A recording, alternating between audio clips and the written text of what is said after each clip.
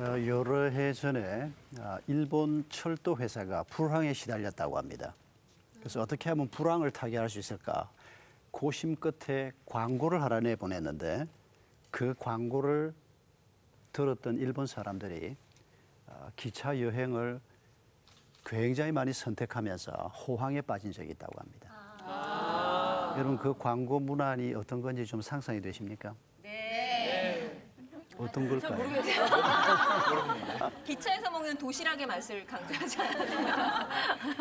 제가 한번 읽어보겠습니다. 한 달 먼저 기차표를 예매하시면 당신의 가슴은 한 달 내내 두근거릴 것입니다. 누가 썼니? 누가? 진짜 최고인데요.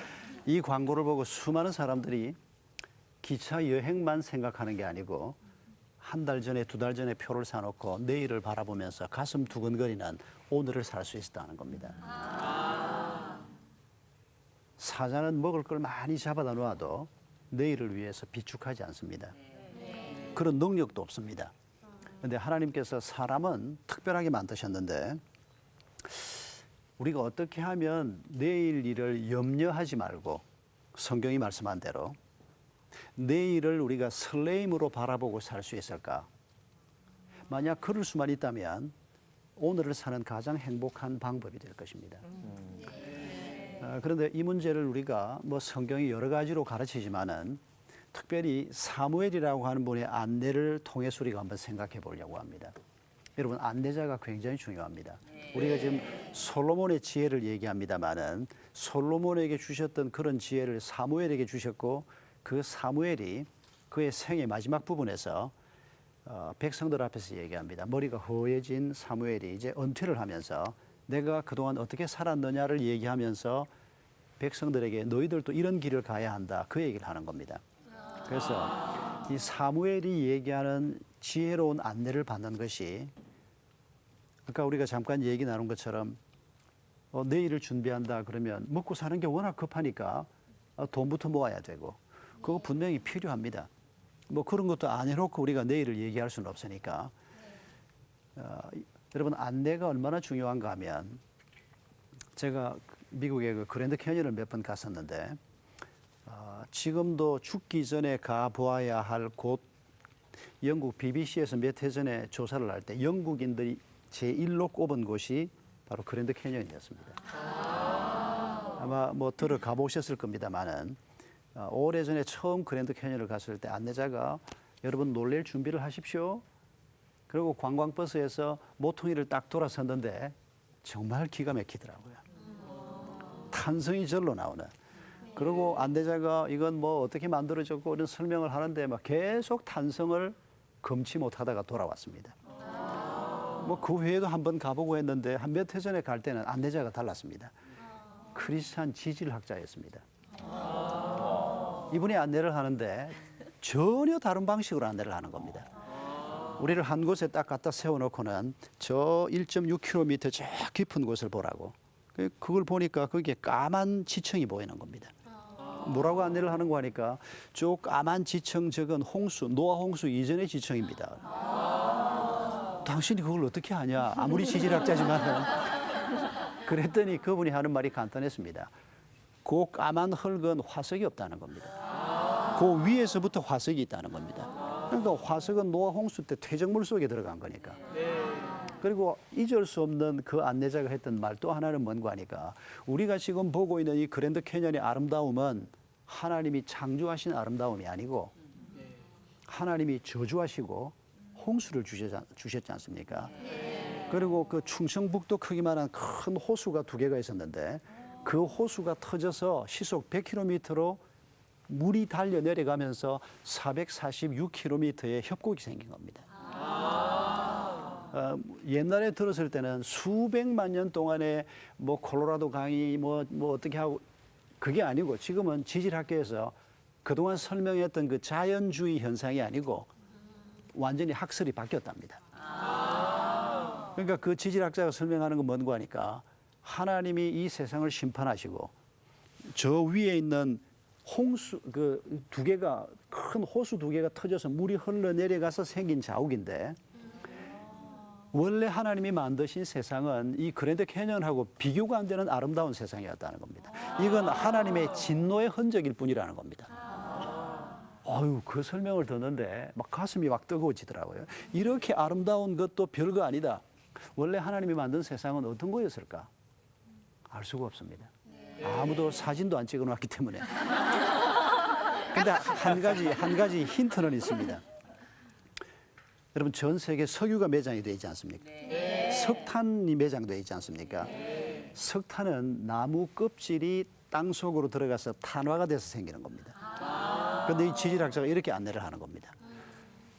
지금 전 세계에 매장되어 있는 석탄의 양을 생각하면 지금 전 세계 뭐 아마존 강에 있는 나무부터 시작해서 전 세계 나무를 전부 껍질을 벗겨서 탄화를 시켜서 땅속 석탄을 만든다고 해도 지금 현재 매장되어 있는 것의 1%밖에 안 된다는 겁니다. 무슨 말인지 아시겠죠? 홍수 이전에 나무가 얼마나 많았던가를 얘기하는 겁니다. 얼마나 엄청난 세상을 하나님이 만드셨는지. 그런데 그런 걸 한 번도 들어본 적도 없이 안내자가 그런 얘기를 해주는 사람이 없으니까 그저 가서 좋다 그랬는데 그보다 더 좋은 것들이 있었던 겁니다. 저금해야 돼. 해야 됩니다. 건강관리 잘해야 돼. 해야죠. 내일을 준비하는데 뭐 맨날 술이나 퍼마시고 앉아있고 그냥 운동도 안 하고 뭐 이러고 있으면 내일의 준비는 없는 겁니다. 그런 준비가 뭐 별거 아니다. 아닙니다. 아주 중요한 준비입니다. 그런데 그보다 더 중요한 준비에 대해서 사무엘이라는 안내자가 우리에게 하는 얘기에 귀를 기울여 보자는 겁니다. 그보다 더 중요한 것, 우리가 잘 알지는 못하지만은 옛날 하나님이 창조하신 그 아름다운 하나님이 보시기에 좋았더라 날마다 말씀하셨던 그 세계가 있지 않습니까? 오늘 우리 눈앞에 벌어지고 있는 또 우리가 준비해야 되는 것들이 있지만은 성경이 가르치는 더 중요한 내일을 바라보는 지혜가 뭘까? 사무엘이라고 하는 분은 새 시대를 여는데 아주 중요한 역할을 했던 지도자입니다. 이분은 기적을 별로 많이 행한 적이 없습니다. 다른 지도자들처럼 뭐 이분이 굉장히 많은 사역을 한 것 같지가 않습니다. 그러나 오랜 세월 동안 철저히 하나님의 말씀 앞에서 거룩한 삶을 살기 위해서 애를 썼던 분입니다. 그런 관점에서 사무엘은 남다른 분입니다. 여러분, 성경 말씀을 보면 우리를 향해서 하나님이 뭐라고 말씀하는 거 아니까 우리 아버지가 완전하신 것처럼 너희도 완전하라. 약속의 말씀입니다. 내가 완전할 수 있을까요? 아니요. 성경 말씀을 안 믿는 겁니까? 네, 방금 그 아니오는 믿음을 떠나서 생각할 때 아니오라고 답한 걸로 내가 이해하겠습니다. 우리가 믿음의 관점에서 생각할 때 내 힘으로 절대 할 수 없는 완전함, 내 힘으로 절대 이룰 수 없는 거룩함, 하나님이 거룩하니 너희도 거룩하라. 그 하나님께서 이루시겠다는 것입니다. 그래서 사무엘이 우리에게 말씀하시는 우리가 내일의 목표를 뭘로 바라볼 것인가? 집을 장만하고 저 푸른 초원 위에 그림 같은 집을 짓고 하며 살아봤으면 그런 꿈은 이루어질 수 없는 꿈입니다. 초원 위에 집은 지을 수 있습니다. 그런데 그 초원에는 진드기가 나오고 그 집에 살고 있는 사람들은 날마다 그냥 서로 마음이 안 맞아서 싸우고 이게 오늘 우리의 현실입니다. 집이 필요 없다는 말이 아니고 예수 믿는 사람 돈까지 아무것도 아니야. 아닙니다. 그렇게 말하는 사람은 너무 지나친 겁니다. 그러나 우리가 그걸 넘어서서 우리가 바라봐야 될 내일의 목표, 그게 거룩이라는 겁니다. 거룩이 뭡니까? 거룩은 구별된 삶이라는 뜻입니다. 하나님께서 이스라엘 백성들을 이집트에서 빼내 오셨습니다. 애굽에서. 그 애굽이라고 하는 단어가 미츠라임이라고 하는 단어인데 그게 검은 땅이라고 하는 뜻입니다. 이집트가 왜 검은 땅인고 하니까 나일강 상류에서 흙이 이렇게 떠내려오는데 홍수가 날 때 그리고 이게 이제 나일강 양 안으로 들판에 이 흙이 범람을 하는 겁니다. 이게 아주 비옥한 검은 땅이 이 나일강 주변에 쫙 퍼지는 겁니다. 거기가 그렇게 비옥한 땅이 되고 거기에서 인류 4대 문명의 발상지가 만들어진 겁니다. 그런데 하나님께서 이 검은 땅이라고 하는 이 이름을 아주 묘하게 사용하십니다. 이집트 사람들이 사실 그 당시에 최고의 문화를 가지고 있었습니다. 최고로 세련된 사람들이 살고 있었습니다. 거기에 하나님의 백성들은 노예였습니다. 그런데 하나님이 그들을 출애굽시키는데 검은 땅에서 밝은 땅으로 옮기시는 것처럼 말씀하십니다. 어둠 속에서 빛으로 옮기신다고 말씀하십니다. 생명이 없는 곳에서 생명으로 옮긴다고 말씀하십니다. 이게 바로 거룩입니다. 구별한다는 것입니다. 하나님이 없는 곳에서 하나님이 계신 곳으로 구별하는 것입니다. 그런데 이게 한번 우리가 예수님을 믿고 구원받았다고 해서 거룩이 완성되는 게 아니고 그건 시작일 뿐입니다. 내가 예수 그리스도를 믿고 이제 내 삶이 거룩을 향해서 완전을 향해서 나아가는 것입니다. 사무엘은 사사였습니다마는 사무엘은 사사가 자기 삶의 목표가 아니었습니다. 우리가 사사든 주부든 농부든 공무원이든 어떤 사람이건 간에 그 자리에서 거룩한 삶을 사는 것입니다. 하나님을 닮는 삶을 사는 것입니다. 그 사람에게 진정한 평화가 있고 그 사람을 통해서 하나님이 역사하시는 것을 우리가 기억해야 하는 겁니다. 여러분 이런 자신의 삶을 다 살고 난 다음에 뭐 사무엘도 부족한 것 있고 안타까움도 많이 있었습니다. 나중에 자식들이 엉뚱한 짓 하는 것 때문에 사무엘이 굉장히 고통을 많이 겪었습니다. 그러나 자기가 이제 은퇴를 하는 자리에서 이제 다음 세대를 이끌어갈 사람들 앞에서 내가 어떻게 살았느냐 그러면서 지혜를 가르치는 겁니다. 거룩한 삶이 구체적으로 무엇인가를 설명하는 것입니다. 이를테면 이렇게 말합니다. 내가 누구의 소를 빼앗았느냐, 누구의 나귀를 빼앗았느냐. 다시 말하면 물질에 대한 지혜를 얘기하는 겁니다. 내가 어떻게 살았는지 너희가 보지 않았느냐. 너희도 그렇게 살라는 것입니다.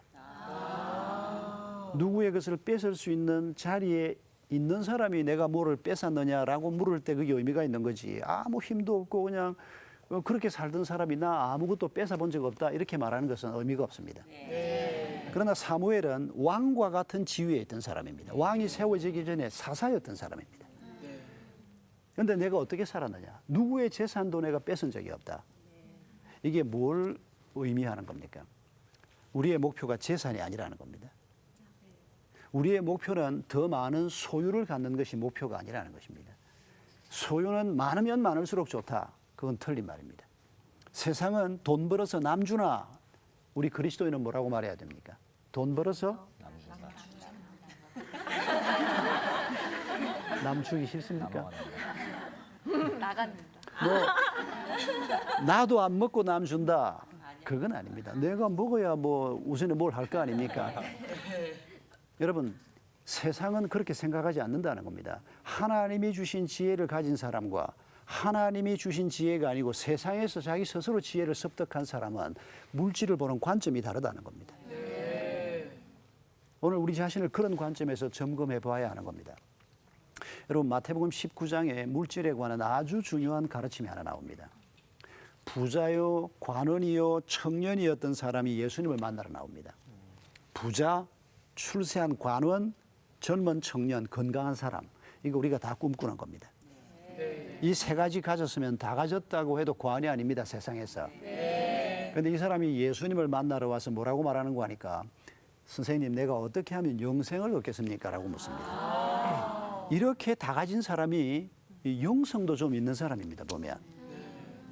아니면 이 다 가진 거 이거 오래오래 어떻게 누리고 살 수 있습니까? 이런 의미에서 영생을 얘기했는지도 모르겠습니다. 아무튼 영생을 얘기합니다. 예수님이 그 사람하고 대화를 하는 중에 예수님이 하신 가장 중요한 말씀이 뭡니까? 네가 가지고 있는 거 다 가난한 자들에게 나누어 주고 나를 따라오라 그럽니다. 예수님이 굉장히 박절하십니다. 그거 베드로에게도 요구하지 않았습니다. 어떤 12제자를 부를 때 너 전부 팔아서 남 주고 오라 그 얘기 하지 않았습니다. 베드로가 자기가 가져 있던 배 어떻게 하고 왔는지 모르겠습니다. 모르긴 몰라도 뭐 싼값이라도 처분을 뭐 아마 임대해주고 3년 동안 예수님 따라다닐 때 그 임대료 받아서 예수님 밥도 사드리고 충분히 가능성이 있습니다. 다 버려두고 다 남주라 그러지 않았거든요. 근데 유독 이 청년한테는 남주고 다 그 많은 재산을 가혹해요. 너무 가혹합니다. 왜 그랬을까요? 이 사람에게는 돈이 너무 그에게 중요했기 때문입니다. 그래서 그때 예수님이 하신 유명한 말씀이 낙타가 바늘 귀로 들어가는 것이 부자가 천국 들어가는 것보다 쉽다. 이 말이 무슨 말입니까? 어떤 사람들은 막 그냥 막 억지로 막 해석을 하려고 합니다. 왜냐하면 부자가 천국 못 들어간다면 말이 안 되니까 낙타가 바늘 귀로 들어갈 수 있습니까? 없습니까? 못 들어갑니다.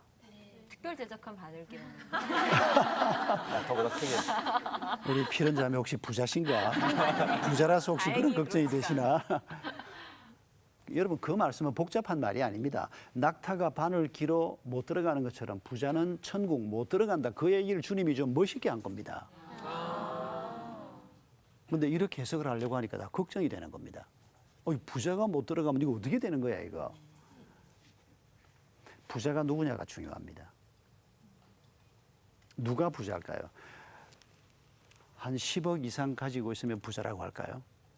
10억은 너무 높습니까? 한 5억쯤으로 낮출까요? 몇 평쯤에 살면 부자라고 할까요? 여러분 주님이 부자라고 얘기하는 것은 여러분 우리의 생명이 누구의 것입니까? 내 시간은 누구의 것입니까? 내 물질은 누구의 것입니까? 내 것이라 하시나요? 내 것이라고 말하는 당신이 부자입니다. 아니 나는 뭐 집 조그만하다. 집 크기하고 상관없이 그리스도인은 부자가 되면 안 됩니다. 부자 많은데 믿음 좋은 사람도 있는데 아닙니다. 그 사람은 하나님이 잠깐 맡겨놓은 것을 맡은 청직일 뿐입니다. 그걸 내 것이다라고 생각하는 사람이 부자입니다.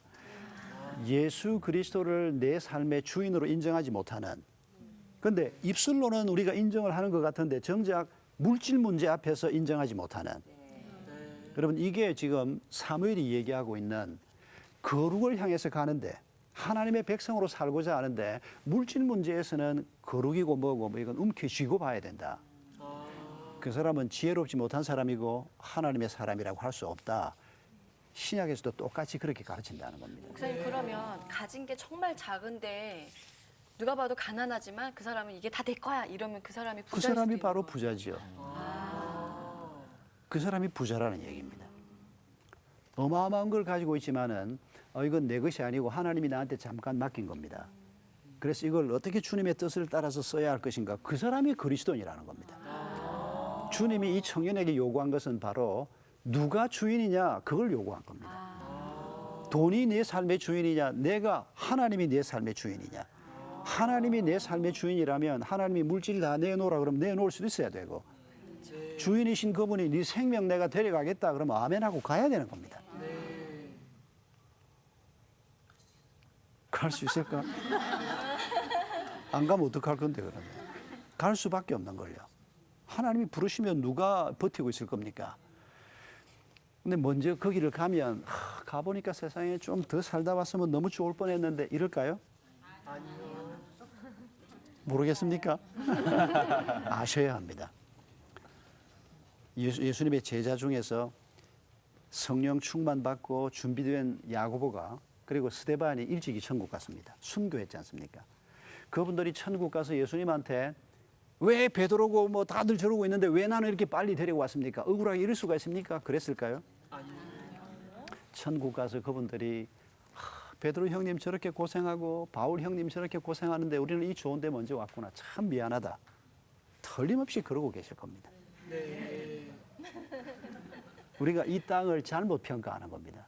그러니까 남들보다 먼저 천국을 가는 건 막 그냥 뭐 잘못된 것 같고 뭐 혹시나 뭐 부모가 잘못해서 저런 것 같고, 여러분 이 관점 자체가 바뀌어야 하는 겁니다.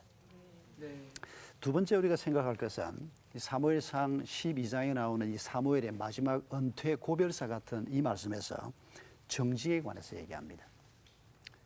내가 누구를 속인 적이 있느냐라고 묻습니다. 백성들이 그런 적이 없습니다라고 답합니다. 왜 이런 대화를 주고받고 이걸 성경에 기록해 놓습니까? 정직하게 살라는 겁니다. 그게 바로 거룩한 삶이라는 것입니다.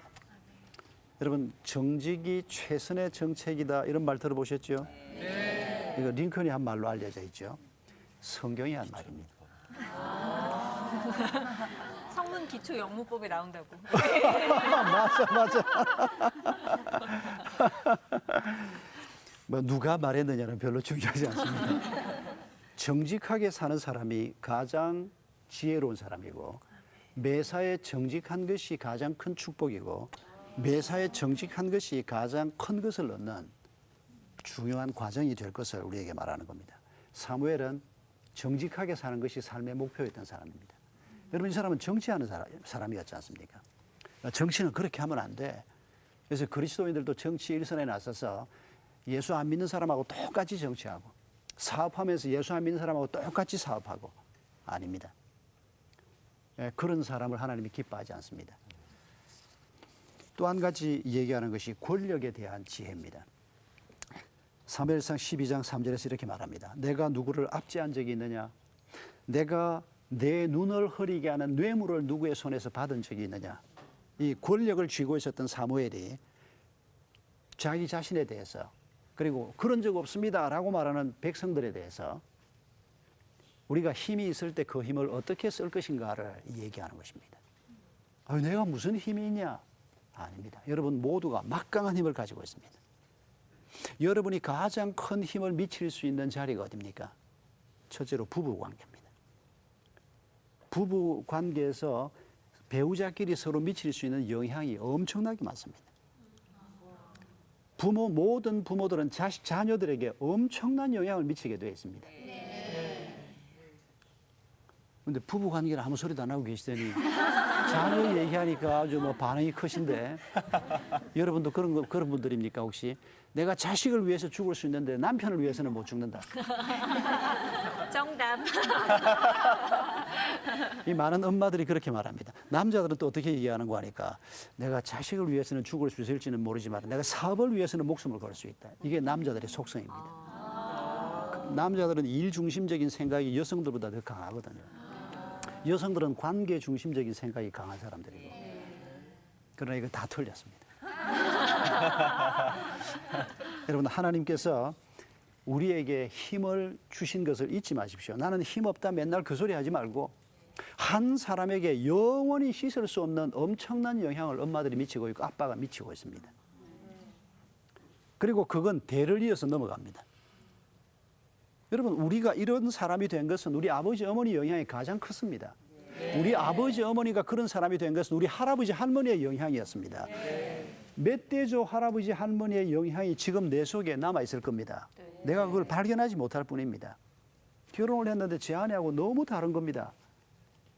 아이를 키우는데 제 아내는 뭐라고 얘기하는 거 하니까 어릴 때부터 공부하는 습관이 붙어야 돼. 책상에 앉아서 반듯하게 공부하는 습관이 붙어야 돼. 저는 그냥 내버려둬. 그냥 놀게 내버려둬. 여러분 우리 부부의 이런 차이가 어디에서 왔을까요? 우리 부모님들 때문입니다. 우리 아버지가 저한테 한 게 바로 그거였습니다. 한 번도 공부하라 소리를 한 적이 없고 그래도 제가 공부 잘했습니다. 공부를 너무 잘했기 때문에 그래. 하라는 얘기를 안 하셨겠죠. 알아서 잘하. 못했으면 하셨을 거예요. 이런 반전이 있을 수가 있네. 그러니까 그런 부모 밑에 자라다 보니까 이런 성격의 사람이 생긴 겁니다. 제가 내가 우리 아버지를 참 많이 닮았구나 하는 것을 40이 넘으면서부터 계속 느낍니다. 그전에는 별로 생각을 못했습니다. 여러분 나는 힘없는 사람이다. 아닙니다.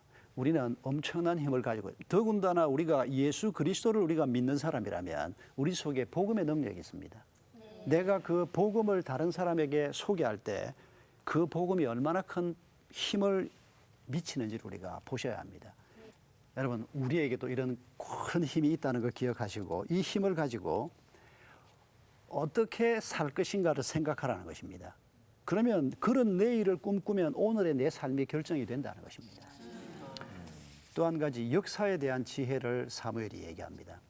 사무엘이 마지막 고별사를 하면서 모세와 아론을 하나님께서 우리 앞에 세우셨고 너희 조상들을 애굽에서 인도해 내셨고 이런 역사에 관한 얘기를 쭉 합니다. 그 얘기의 핵심은 뭔가 하니까 역사의 주관자는 하나님이시라는 것입니다. 지금 남북 관계를 누가 지배하고 있다고 믿는 겁니까?